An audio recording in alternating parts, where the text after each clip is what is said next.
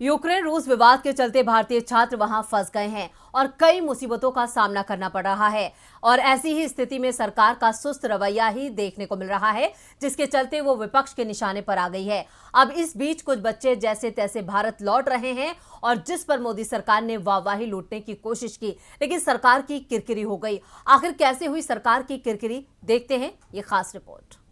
मोदी सरकार हमेशा से ही आपदा में प्रचार का अवसर तलाश ही लेती है और इस वक्त यूक्रेन में फंसे भारतीयों को निकाल कर भी यही करने की कोशिश कर रही है, लेकिन उसकी ये कोशिश इस बार नाकाम हो गई। जब यूक्रेन से वतन वापसी करने वाले भारतीय छात्र छात्राओं के सामने प्रधानमंत्री नरेंद्र मोदी की जमकर तारीफ की गई और मोदी जिंदाबाद के नारे लगाने के लिए कहा गया तो सन्नाटा पसर गया और किसी ने नारे नहीं लगाए। दरअसल इस मुश्किल वक्त में भी सरकार सिर्फ प्रचार के अवसर ढूंढने की कोशिश कर रही है और छात्रों को वापस लाकर सिर्फ तारीफें लूटना चाहती है, लेकिन इस बार ऐसा कुछ होता नजर नहीं आ रहा है। दरअसल भारतीय वायुसेना का जो चौथा विमान यूक्रेन में फंसे भारतीय स्टूडेंट्स को लेकर दिल्ली के नजदीक हिंडन एयरवेस आया था, उसमें छात्र छात्राओं से मंत्री अजय भट्ट भी मिलने पहुंचे। उन्होंने सभी का स्वागत करते हुए बताया कि पीएम मोदी एक एक घटनाक्रम पर नजर बनाए हुए हैं। उन्होंने इन बच्चों से मोदी जी जिंदाबाद का नारा भी लगवाया, लेकिन उनकी इस कोशिश पर बैच के अधिकतर बच्चों ने चुप्पी साध ली थी। इतना ही नहीं, देश लौटी एक लड़की ने कहा